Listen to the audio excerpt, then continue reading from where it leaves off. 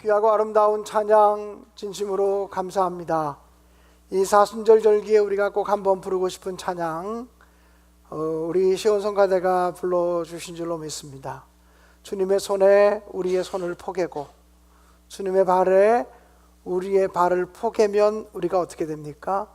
우리도 여전히 십자가에 못 박혀 사는 삶이 되는 줄로 믿습니다.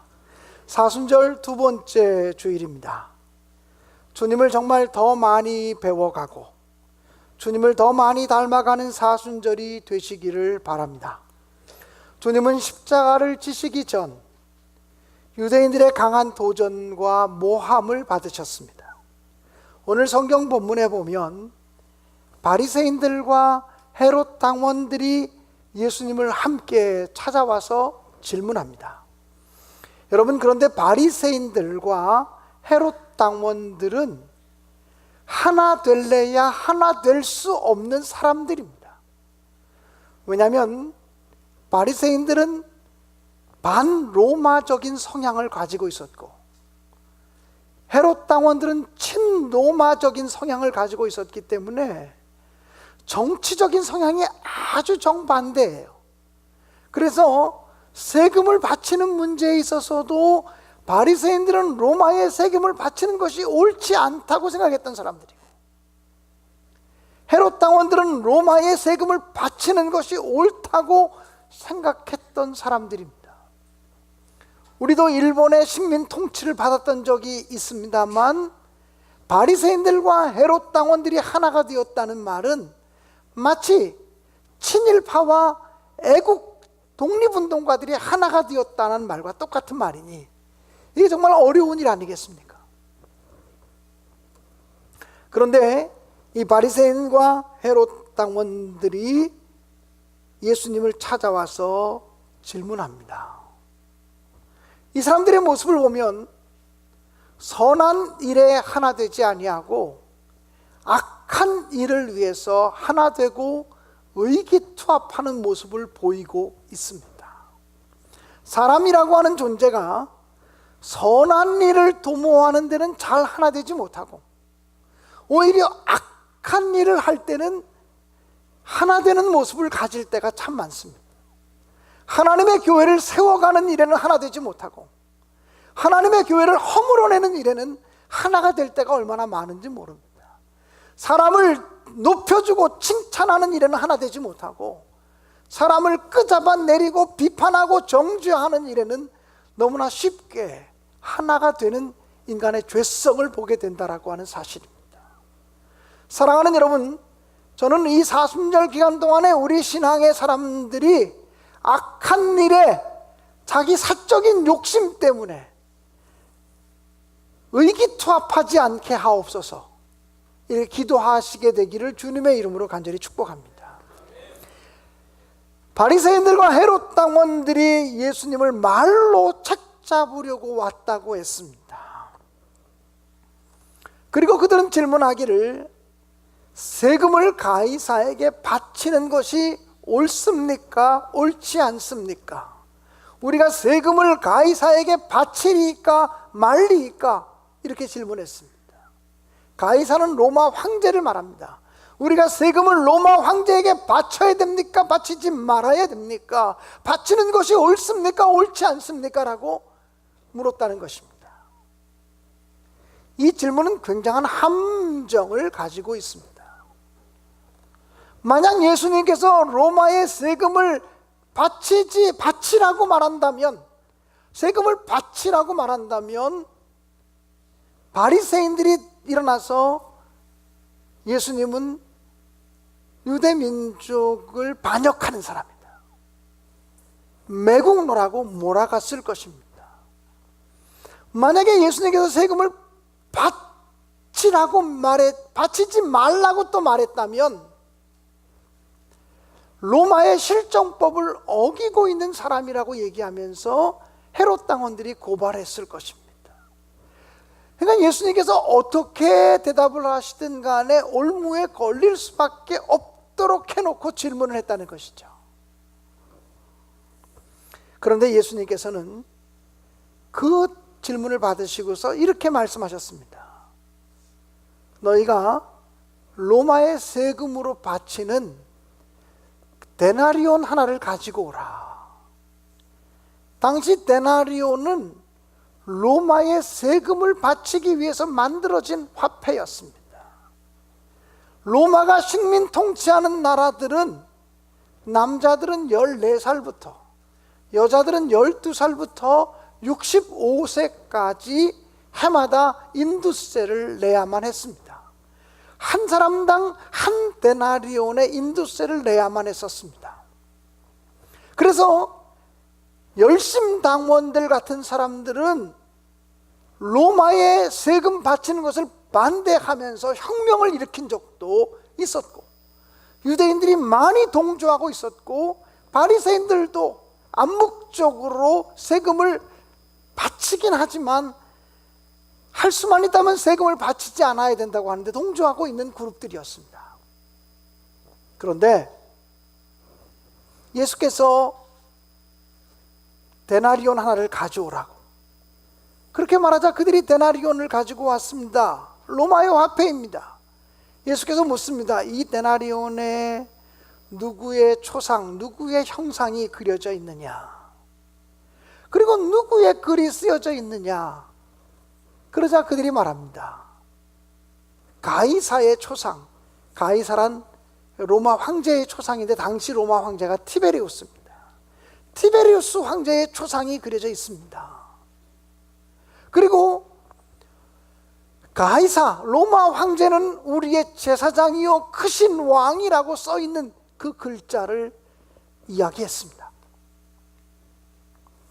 그러자 예수님께서 말씀하시기를, 그러면 복잡하게 생각하지 말아라. 가이사의 것은 가이사에게, 하나님의 것은 하나님께 바치라고 그렇게 말씀하셨습니다. 예수님을 어떻게든지 함정에 빠뜨리려고 질문을 했는데 너무나 예기치 못했던 예수님의 답변을 듣고서 오히려 그들이 당황하고 그들이 놀라했다고 성경은 기록하고 있습니다. 오늘 이 말씀을 잘못 해석하는 두 가지 경우를 먼저 말씀드리고 싶습니다. 첫째는 예수님께서는 난해하고 복잡한 질문을 받을 때마다 교묘하게 빠져나가셨다. 그 함정에 걸리지 않는 교묘한 대답이 바로 예수님의 지혜였다라고 설교한다면 이것은 잘못 해석하는 것입니다. 또 이 세상에는 가이사의 것이 있고 하나님의 것이 있는데, 그래서 하나님의 것과 가이사의 것 두 가지로 이분법적으로 나누는 것도 잘못되어진 해석이라고 얘기할 수 있습니다. 우리 예수를 잘 믿는 사람들은 언제나 무엇라고 고백하냐면 모든 것이 주께로부터 왔습니다. 모든 것은 다 주님의 것입니다. 우리의 생명까지도 주님의 것입니다 라고 고백하게 됩니다. 그런데 예수 안 믿는 사람들은 무슨 네 생명이 주님의 것이냐, 내 인생은 나의 것이다, 이렇게 말하게 합니다. 네 물질은 너의 것이지 무슨 하나님의 것이냐라고 이야기한다는 것입니다. 그렇다면 주님께서 말씀하신 가이사의 것은 가이사에게 바치고 하나님의 것은 하나님께 드리라고 하는 말씀의 의미는, 진정한 의미는 무엇일까요? 첫째로 하나님의 것은 하나님의 것을 발견하는 눈과 하나님의 것을 결단하는 사람들에 의해서만 드려질 수 있다라고 하는 말입니다. 당시 로마 식민 통치를 받고 있었기 때문에 식민지 백성들이 사용하는 모든 화폐의 단위 속에는 다 로마의 돈, 로마의 돈에는 당시 황제였던 로마 황제의 초상이 그려져 있었습니다. 그러므로 그들이 사용하는 돈 가운데 성전 세금으로 바치는 유대인들의 돈을 제외하면 모든 돈에는 로마 황제의 초상이 그려져 있었다는 거예요. 그러므로 로마 황제의 초상이 그려지지 않은 돈을 발견할 수가 없었습니다. 그럼 하나님 건 없네, 이렇게 보일 수 있습니다. 그런데요, 믿음의 눈을 가지고 바라보면 내게 들어오는 돈 가운데 하나님의 것이 있다고 하는 사실을 발견하게 됩니다. 하나님이 내게 허락하신 시간들 가운데 하나님의 것이 있다고 하는 사실을 우리가 깨닫게 됩니다. 그래서 믿음의 눈이 있는 사람만 하나님의 것을 보게 되고 하나님의 것을 발견하게 되고 하나님의 것을 드릴 수 있게 되는 줄로 믿습니다. 또 사랑하는 여러분, 그러므로 우리는 믿음의 눈을 가지고 하나님의 것을 바라보고 하나님의 것을 결단할 수 있게 되기를 주의 이름으로 축원합니다. 성경은 일관되게 하나님의 것이 이거다라고 얘기하는 것들이 세 가지가 있습니다. 첫째는 주일, 구약시대로 넘어가면 안식일, 이것은 하나님의 날이다, 하나님의 것이다, 너희의 시간이 아니고 하나님의 시간이다라고 말씀하시고 있습니다. 시편 118편 24절에 보면 이날은 여호와께서 정하신 것이라 이날에 우리가 즐거워하고 기뻐하리로다 라고 말씀했습니다. 하나님의 날을 하나님의 날로 볼 줄 알아야 되겠다라고 하는 사실입니다. 일본의 미우라 아야코라고 하는 분이 계십니다. 빙점의 저자입니다. 이 미우라 아야코 여사에게 한 번은 어떤 사람이 찾아와서 이렇게 얘기합니다. 큰일 났어요. 오늘 지갑을 잃어버렸어요. 돈이 많이 들어있는 지갑을 잃어버렸어요. 어떻게 하면 좋아요? 그러면 보통 우리가 어떻게 질문합니까? 어디서 잃어버렸어요? 이렇게 질문하지 않겠습니까? 또는 뭐라고 질문하겠습니까? 얼마나 돈이 많이 들었는데요? 그렇게 질문하지 않겠습니까? 그런데 미우라 아야코 여사가 그 사람에게 이렇게 말합니다. 주일을 성수하셨습니까? 아, 예, 주일 성수했습니다. 11조를 드리셨습니까? 아, 예, 저 11조 드렸습니다. 아, 그럼 걱정하지 마세요. 하나님이 봉헌하고 계실 거예요. 걱정하지 마세요. 하나님은 주일 헌금 드리고 주일을 지키고 11조 헌금하는 사람을 책임지시니까 걱정하지 마세요. 걱정하지 마세요. 그래서 그분이요, 그 말을 들으니까 마음에 조금 안심이 됩니다. 그래가지고 자기가 하루 동안 어디서 잃어버린지를 모르니까 자기가 다녔던 데를 되짚어서 다니기 시작합니다. 가게도 들어가 보고 뭐 길거리도 가보고 그러는데 어느 가게를 딱 들어갔는데 그 가게 주인이 알아보고 지갑 잃어버리신 분이시죠? 아, 예. 얼마나 마음이 졸이셨어요. 이렇게 큰 돈이 들어가 있는 지갑인데요, 연락하고 싶었지만 저는 연락처가 없어서 오시길 기다리고 있었어요. 지갑을 그대로 내주더라는 겁니다.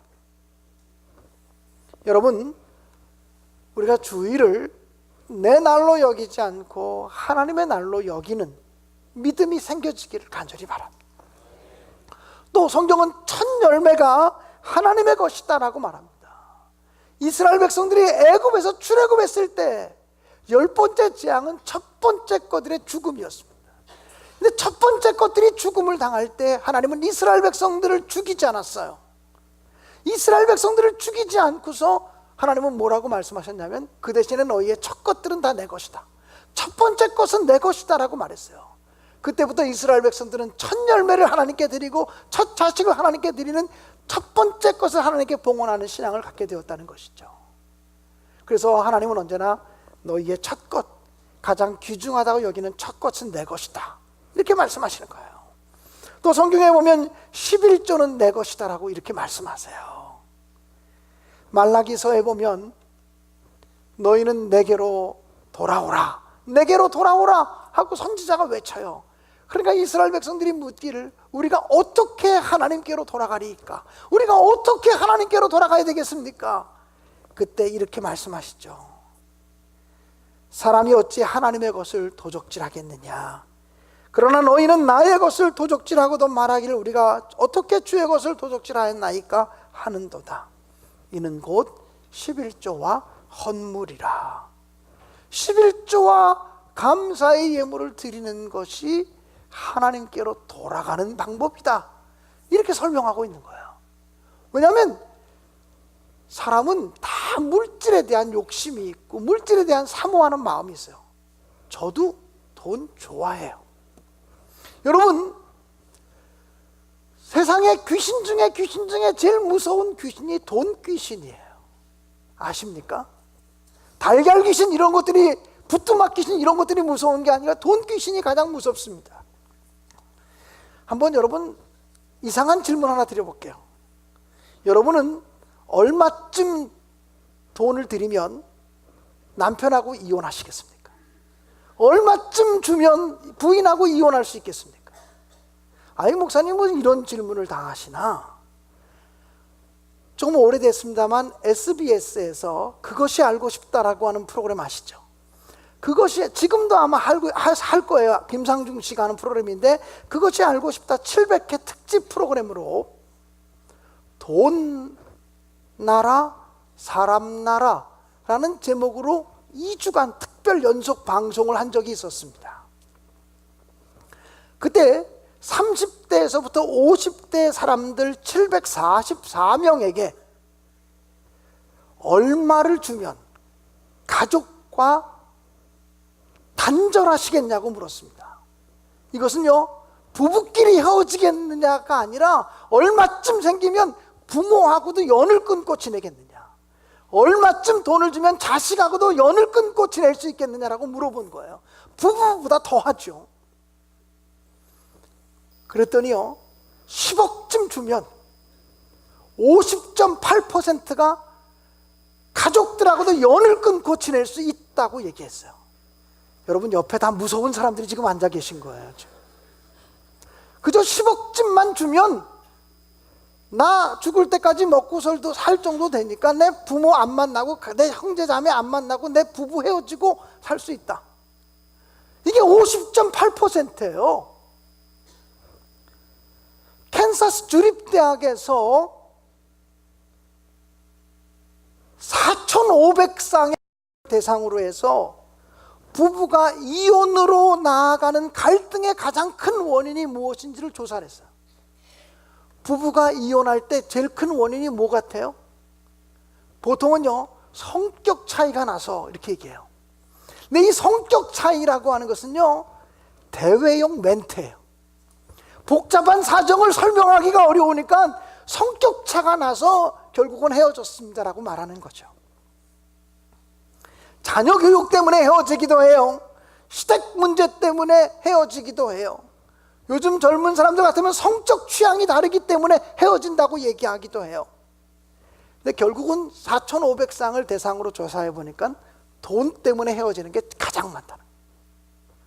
여러분, 속 썩이는 남편이라도 한 달에 1,000만 원, 2,000만 원 이상씩만 따박따박 갖다 주면 성적 더러워도 살 수 있을 것 같지 않습니까?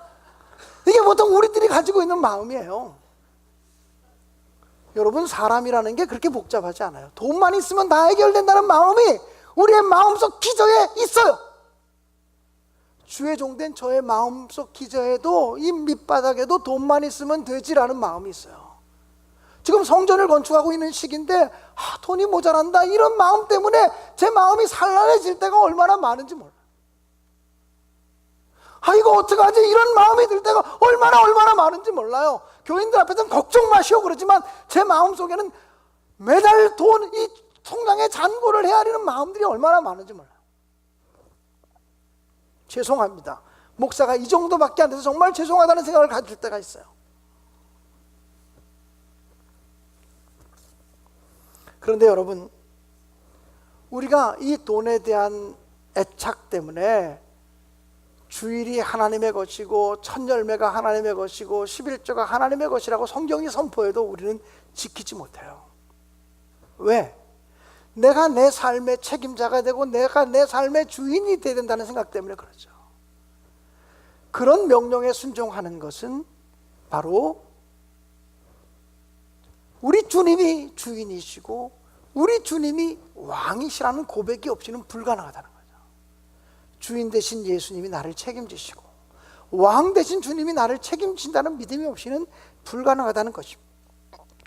여러분, 가이사의 것은 가이사에게, 하나님의 것은 하나님께 바치라고 하는 말씀은 근본적으로 하나님의 형상대로 창조된 인간은 다 하나님 것이라고 하는 말씀이 들어가 있어요.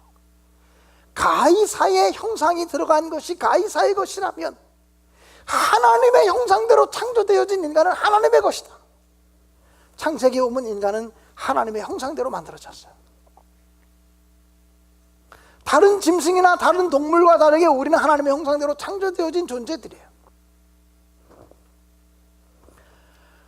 기독교를 박해하고 핍박하는 로마 황제 가이사까지도 자기가 깨닫고 있지 못해서 그렇지 그 사람도 사실은 하나님의 형상대로 창조된 인간 중에 하나예요. 그러므로 가이사까지도 하나님께 드려져야 될 존재이고 하나님께 바쳐져야 되는 존재라고 하는 사실을 선포하는 말씀이 가이사의 것은 가이사에게, 하나님의 것은 하나님께 바치라는 말씀 속에 숨겨져 있는 내용이라는 거예요. 그래서 이 말씀은 질문했던 그 사람들이 예기치 못했던 교훈이요 답변이었고, 돈 좋아하는 우리들이 지키기 어려운 정말 예기치 못한 답변이요 교훈이라고 말할 수 있는 것입니다. 사랑하는 성도 여러분, 예수님을 함정에 빠뜨리기 원했던 바리새인들과 헤롯 당원들의 질문을 받을 때 주님은 그들에게 그들이 상상하지 못한, 예기치 못한 답변을 주셨습니다. 가이사의 것은 가이사에게, 하나님의 것은 하나님께. 이 말을 곰곰이 씹어보면 가이사의 것은 없다. 하나님이 맡겨주셨을 때만 내 것이에요. 물론 책임을 맡겨주실 때가 있어요. 이거 네가 맡아서 처리해라. 그러나 그것 자체도 사실은 하나님 거라는 것이죠. 그렇기 때문에 하나님이 내게 맡겨주신 것으로 하나님께 영광 돌리는 삶을 살아라고 하는 말씀이 가이사의 것은 가이사에게, 하나님의 것은 하나님께 바치라고 하는 교훈 속에 숨겨져 있는 말씀의 의미라고 하는 것입니다. 한마디로 요약하면 모든 것의 주인은 하나님이시고 우리 하나님의 형상대로 창조된 인간들은 하나님께 모든 것을 돌려드려야 된다고 하는 영적인 교훈이 숨겨져 있다고 하는 사실입니다. 사랑하는 여러분, 이 명령과 이 말씀에 순종하는 것 자체가 십자가를 지는 삶과 똑같습니다. 우리 주님 다시 오실 때까지 주님이 우리의 왕이시고 주님이 우리의 구주이십니다. 고백하는 믿음이 있을 때만이 이 명령에 순종할 수 있겠다라고 하는 사실입니다. 사랑하는 여러분, 우리가 마땅히 예수님을 우리의 주인으로, 예수님을 우리의 왕으로 고백하며 또 실천하며 선포하며 살아갈 수 있게 되기를 주님의 이름으로 축복합니다. 기도하겠습니다.